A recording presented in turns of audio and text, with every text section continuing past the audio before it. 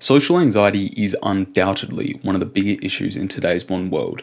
As reported by the National Institute of Mental Health, a significant 7.1% of American adults are reported to have social anxiety disorder, compounded by the fact that these disorders are often frowned upon in society, therefore leading to less people coming forth and being diagnosed, as well as recent happenings in the past few years.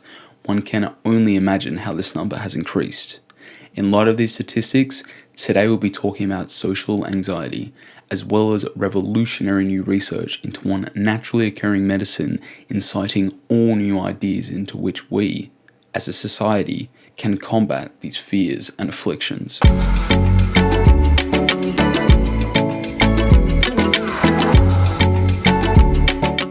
Humans, we are communal and social creatures. We always have been and we always will be.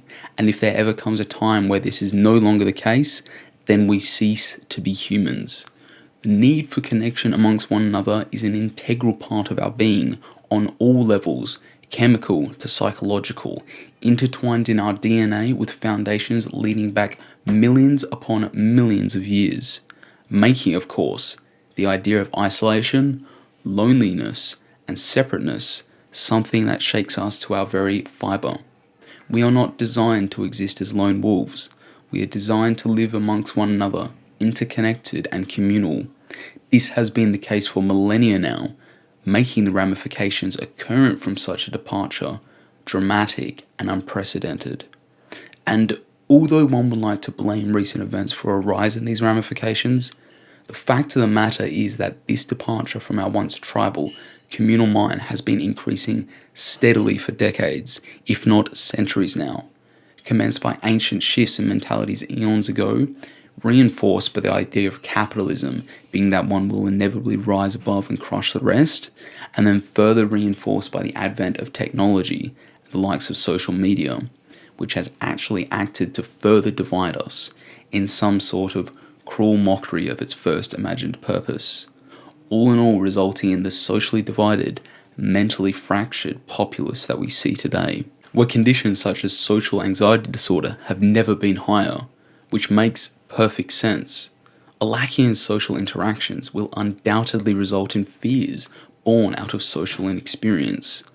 The idea of connection makes people nervous simply because they have not done it all too much. The fact of the matter is, we're not designed, and we did not evolve to live in secluded apartments, drive to work in separate cars, sit behind a desk typing away in isolated cubicles, and then wake up the next day to repeat it all again. So, what could be the solution to this predicament? Well, amongst an array of ideas, one idea gaining plenty of traction in communities around the world is the idea of a return to the communally-minded tribe we were always designed to be. But this time with a helping hand from one funky fungi, better known as magic mushrooms. Specifically, with its proven capability to cure of anxieties and depressions in its patients, with some examples reporting up to 77% reductions in symptoms of anxiety in case-specific scenarios, inciting ideas into how this class of drugs could be used in the wider setting to ease social fears and help integrate people into communities. There are many effects, the reasons being: 1. They increase openness, allowing for social integration.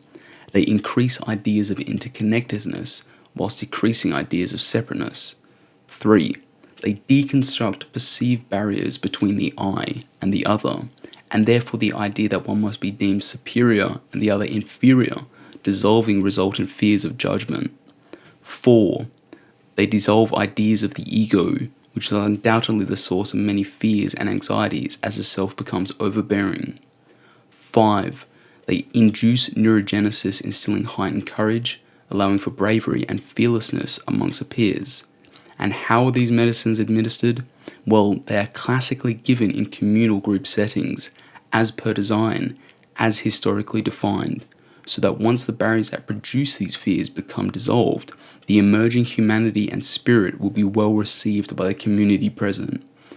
And although the Western world has stood in stark contrast to these examples for arguably 2 millennia now, many believe a return to the old ways to be happening right now in this day and age via the Renaissance. And with this return to the tribe, to nature, hopefully a departure from this bleak, isolated existence that too many of us find ourselves living in, as well as the many fears and anxieties that are born from this separation.